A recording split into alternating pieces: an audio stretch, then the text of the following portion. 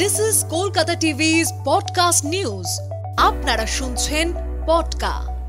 মরু ঝড়ে ধুলোয় উড়বে কিউবিরা, আবেগে ভাসছে গোটা দেশ। আমি শুভাঙ্গী, শুনুন বিস্তারিত। আর মাত্র কিছুক্ষণের অপেক্ষা, তারপরে মহারণ। মরু দেশে উঠবে মরু ঝড়। কিউবিরা সেই ঝড়ে খড়কুটোর মতো উড়ে যাবে।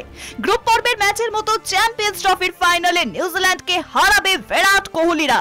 দুবাই আন্তর্জাতিক স্টেডিয়ামে মুখরিত হবে ইন্ডিয়া ইন্ডিয়া ধ্বনিতে। চ্যাম্পিয়ন্স ট্রফি চ্যাম্পিয়ন হয়ে দুবাই থেকে ভারতে ফিরবে ভারতীয় ক্রিকেট টিম। আর এই আশাতেই রবিবার সকাল থেকে দেশ জুড়ে চলছে যোগ্য পর্ব। ভারতীয় ক্রিকেট টিমের জার্সি বিকোচ্ছে দেদারে। ক্লাবে ক্লাবে খেলা দেখার জন্য বড় স্ক্রিন লাগানো হয়েছে অনেক জায়গাতেই। ছুটির দিনে দুপুর 2:30টার পর থেকে রাস্তা ফাঁকা হয়ে যেতে পারে। মোবাইলে খেলা দেখার জন্য অনেকেই বেশি টাকার নেট রিচার্জ করে রেখেছে। রবিবার সকাল 11:30 ধর্মতলা থেকে পার্ক স্ট্রিট যাওয়ার রাস্তার ডান দিকের ফুটপাতের ময়দান মার্কেটে সারি দিয়ে বিক্রি হচ্ছে জার্সি।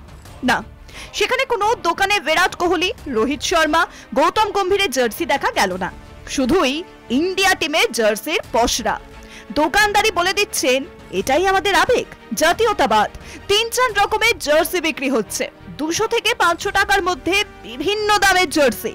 টালিগঞ্জ থেকে আত্মীয়া তরুণীকে নিয়ে জার্সি কিনতে এসেছেন অরুণাভ ঘোষ। দুজনেই দুটো জার্সি কিনলেন। তার কথায়, ভারতের খেলা থাকলে এখানেই জার্সি কিনতে আসেন। বিক্রেতা ফৌজ আহমেদ তিনি জানালেন, জার্সি ভালো বিক্রি হচ্ছে। এই চ্যাম্পিয়ন্স ট্রফিতে বিক্রির হার আগের চেয়ে অনেক বেশি। সেখানেই কংক্রিটের রাস্তার ধারে বড় গাছে ফুটেছে রাঙা পলাশ। বসন্তের আনন্দেই ক্রিকেটীয় ফেস্টিভ্যালে মন বসেছে কলকাতাবাসী। 2000 সালে নাইরোবিতে চ্যাম্পিয়ন্স ট্রফির ফাইনালে ভিন্ন মহাদেশের এই দুই টিম মুখোমুখি হয়েছিল। 25 বছর পর ফের টক্কর। রোহিত বনাম স্যান্টনার। ভারতবাসীর পাখির চোখ এখন কিউবি বধের দিকে। শুনুন পডকা, রাত দিন 7 দিন।